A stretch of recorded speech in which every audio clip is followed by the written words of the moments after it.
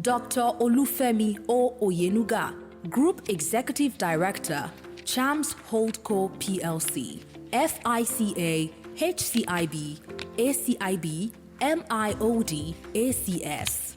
Dr. Olufemi O. Oyenuga is a distinguished technology strategist and Group Executive Director at Chams Holdco PLC.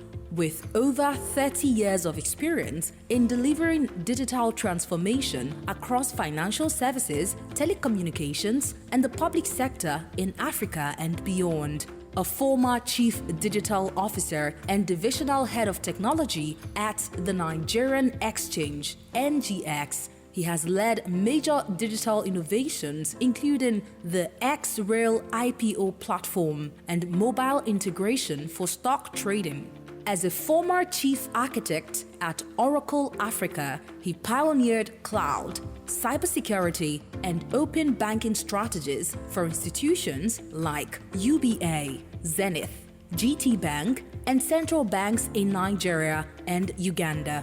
A chartered banker, stockbroker, data scientist, and certified enterprise data miner, Dr. Oyenuga is deeply involved in AI, machine learning, and data engineering, contributing to enterprise architecture and security white papers across industries. In his role as Group Chief Digital Officer at Mainbridge UK, he led strategic investment initiatives aligned with UN SDG goals and financial inclusion, raising over $6.5 billion through the Mosaic Ecosystem, Borderless Trade, and Okpolo Investment Funds. An alumnus of Harvard, Columbia, Imperial College, and Pan-African University, Lagos, he sits on several boards, including Entity Software NG, Startisense, and Okpolo Global.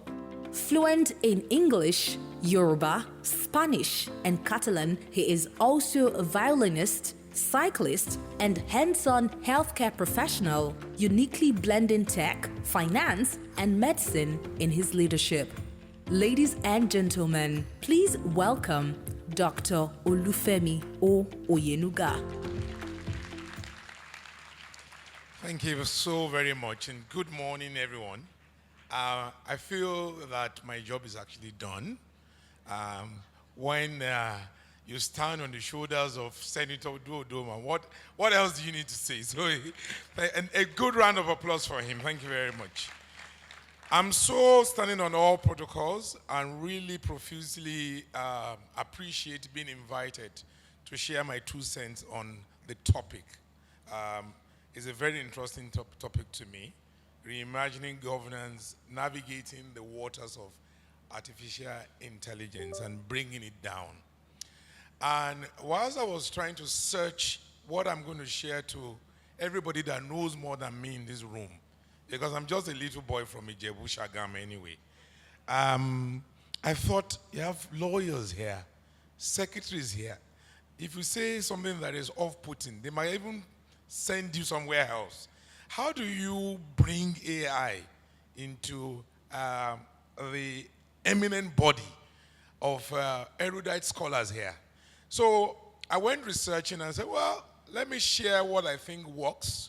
And I think the President in Council has also done a fantastic job by defining the territory spiritually of what we're going to talk about. It's interesting that 2025 is a perfect square year. And our flagship product, which is the building, that I think I, on a personal note, will contribute into, and also from Chams as well. I hope I don't get into trouble with Saladicom on this one. It's interesting you put it on page 22, another perfect square. And then you will be 60 next year with the 30th president, another perfect square. So this is AI in play as we see them. Well done, and God will start, that started with, would complete it. Isaiah 60, arise and shine, for your light is come. This building will come to pass. So, dimensioning the topic, AI has never been democratized as a season that we live in now. I remember being in Oracle 10 years ago, and I wrote a white paper on machine learning and AI.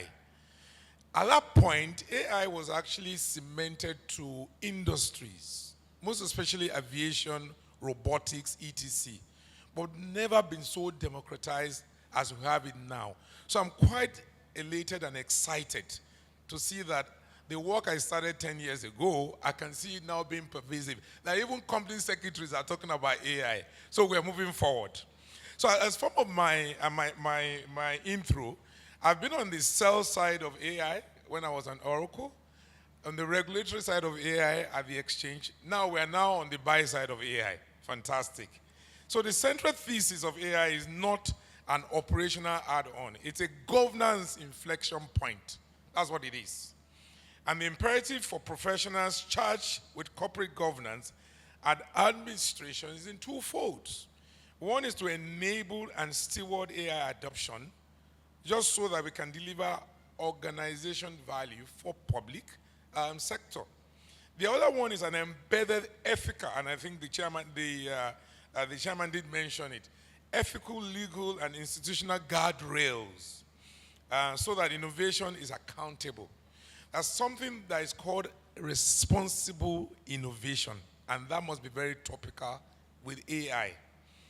And the transparency and inclusivity of AI is so important as well as that.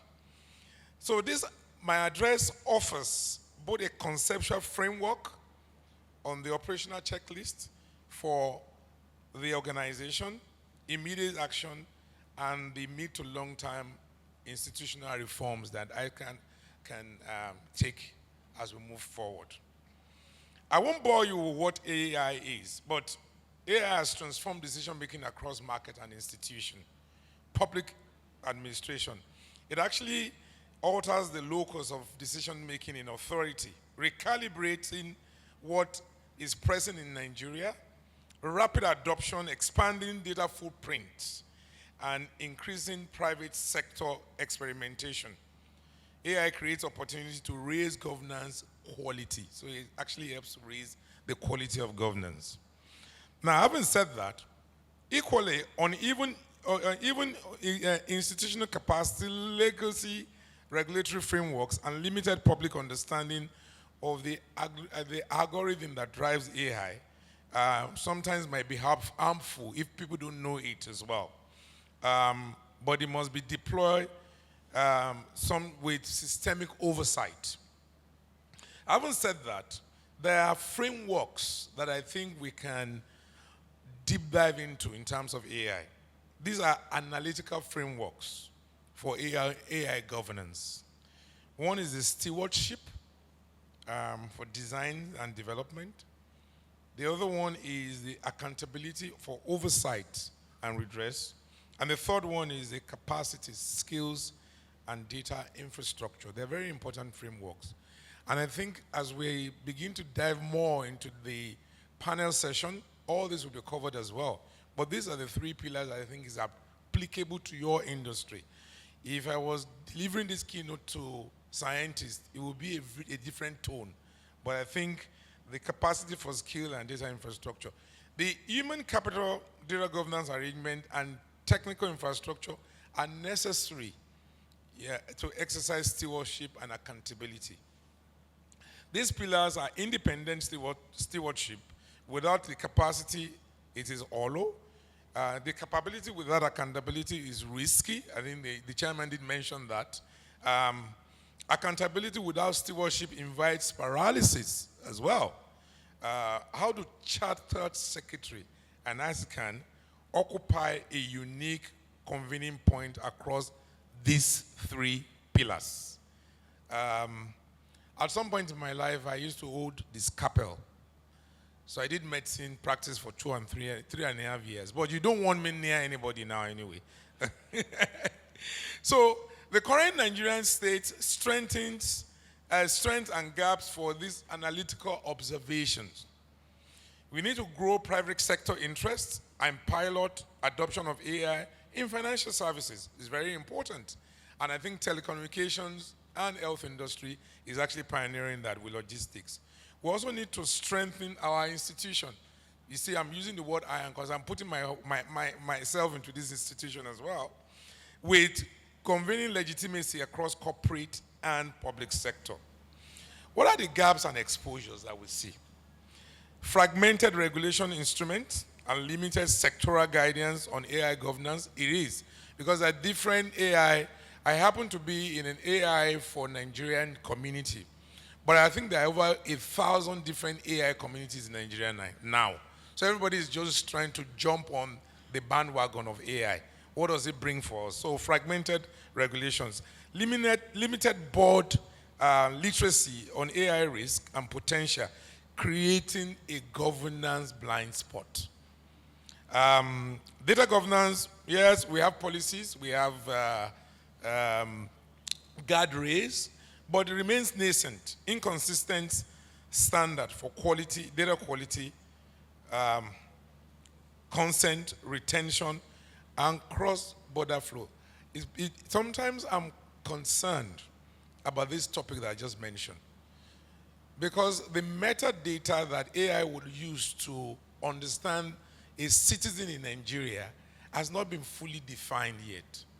We have BVN, we have NIM, we have SIMREG, we have everything. Then tax TIN is coming, and then some people even mention capital market verification number. So I'm like, okay, but it says one person. So this is actually a potpourri of wahala that's coming. So that data governance is very important. Weak institutional capacity for algorithm audit and independent technical review. These observations from the following recommendation and response, it's incremental, but it needs to be solved. But what are the opportunities? And I think the chair has actually helped me with the opportunities as well. How can AI raise governance standards? When governed well, AI can materially improve the standard of governance. Predictive oversight, risk indicators derived from behavioral and transactional data. I've just mentioned all the potpourri of data that we have in Nigeria that AI will use to consume and train itself. But the predictive oversight is important. Operational transparency, automated logs and things like that. Efficiencies and access for automation and routine. These help free human resources from strategic governance functions. Those are some of the opportunities of AI. ICANN, then the objective for ICANN should be to convert this technology affordance into demonstrable gains for integrity, service delivery, and also stakeholder trust. Trust is very key in AI. Now, once we travel through that journey, so what are the risks of ethical, legal, and institutional concerns? AI can also concentrate risk that can erode governance. Very important. Algorithmic bias and discrimination can result as a function of this. Opacity and explainability deficit that obscure how decisions are made and who is responsible. Privacy and data protection failures and data usage that outpace consent and oversight.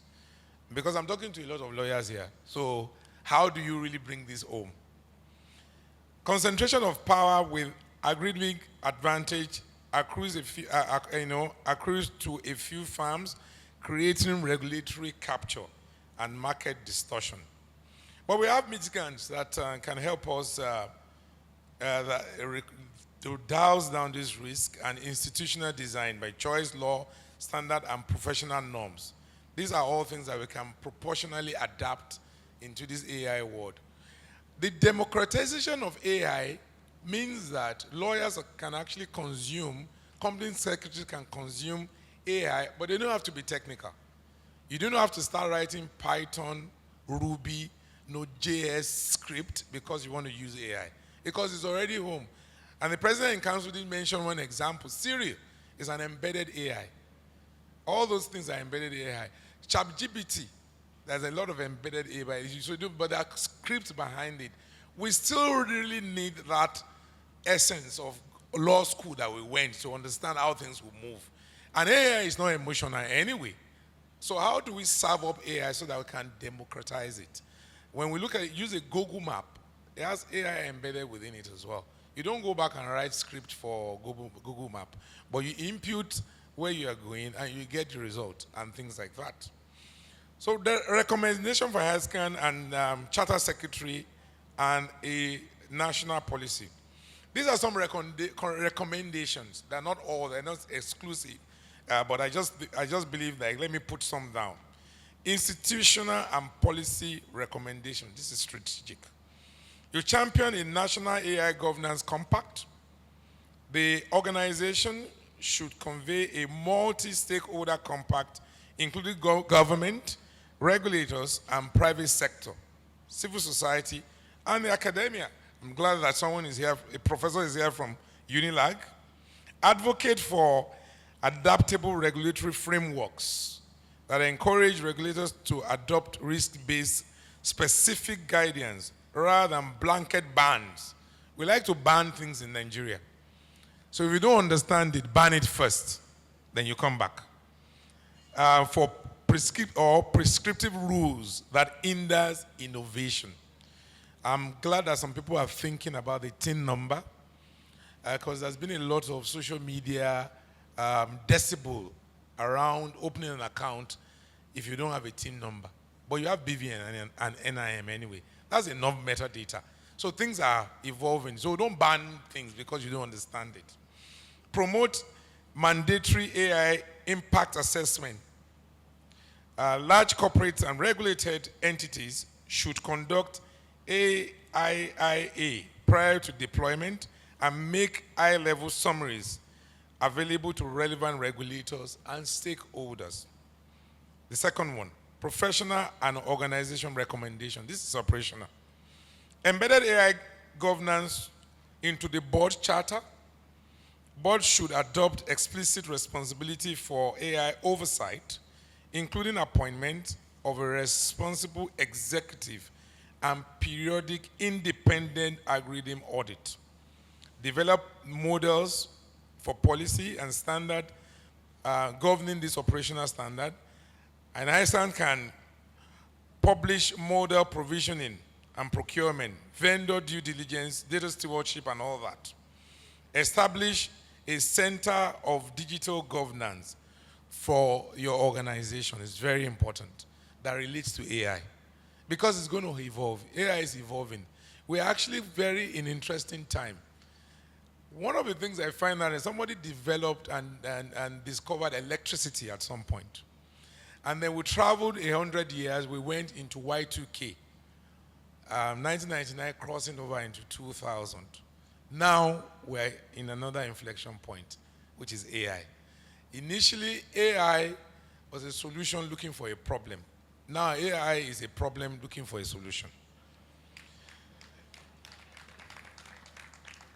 Establish that a specialist unit providing training, advisory services, etc. The fourth one is capacity, education, and professionalism.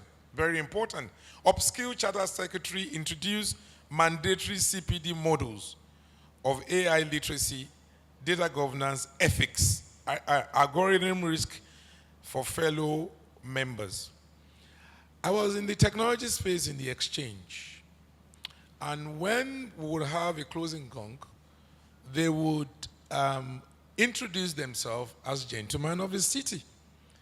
And I was a bit out of the club because I said, this gentleman of the city, why are they gentlemen of the city?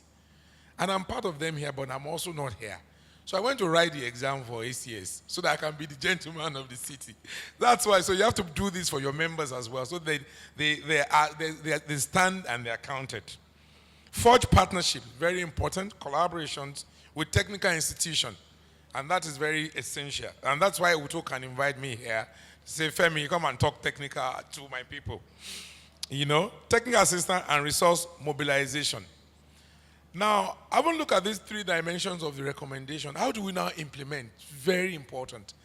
The heartbeat of AI for our association is at the center of the execution of implementation. This roadmap must be intentional, as short to medium term for the institution. You should also have institutionalized scaling midpoint and long-term regulatory maturity of systems and integration. The short-term ones: launch ASCAN Digital Governance Working Group, issue model AI governance clauses for boards and procurement teams, begin targeted CPD rollout for chartered secretary.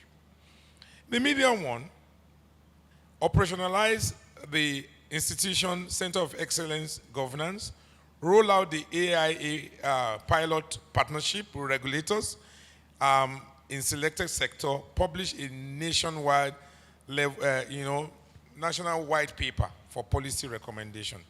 And in the long term, how does this serve us? Support the establishment of independent audit capacity in regulatory agency, mainstream AI governance into corporate governance, code, and statutory reporting requirements. I think it's important now that AI is now occupying all the decibels in the room. Then we have some checklists. I will skip over that. But very important is for the association to adopt an AI governance policy endorsed by the board. So it's all the same. So it's just infusing AI now into where it was missing before. And then we require impact assessment for new system affecting rights or belief. What does success look like? How do you measure goals? Sometimes we don't even know what success looks like, but the way we can measure is to have OKRs or KPIs that's embedded into the governance. Proportion of the board with at least one member trained in AI governance. Sometimes I believe the KAMA laws in IOD does interfere with the size of a board. When the board is too large, I think it's also a very interesting concept. So you can't have a large board with nobody with AI there. Because AI is not technology and it's not fintech. We must do that. Number of regulated entities conducting and publishing the AIAS index. We count organizations maintaining algorithmic register and performing independent audits. Incidents of reported the AI arms, and speed and effectiveness for remediation. As I round up, because I think I'm boring my people now. Conclusion, because it's quite an interesting area. So I see people interested in the technology of AI. But how do you bring the technology of AI into your practice? This is how you bring it into your practice. All AI governance inflection points for the organization and charter secretary are uniquely positioned to convert technology changes into institutional value stream by protecting integrity, enabling transparency, and ensuring human rights accountability. Very important. This is a leadership moment to shape standard, professional practices, and ensure that Nigerians' governance architecture evolve in shapes and step with technology changes. Most essentially, technology actually runs ahead of regulation many times. And then you're trying to draw it back. But sometimes the technology has a spirit. Maybe it's the spirit of Elijah. So by the time you are trying to chase it, it's already disappeared in the thin air. How do you get that one done? In closing, let us remember that governance is ultimately a human enterprise. AI amplifies both our capacities and our responsibility. If we execute stewardship, insist on accountability, and build capacity, we will ensure AI service excellence and a good public service. Thank you very much for listening to me, and I look forward to an interesting panel session. Thank you very much. Fantastic. May I please ask that we give Dr. Oyenuga a resounding round of applause.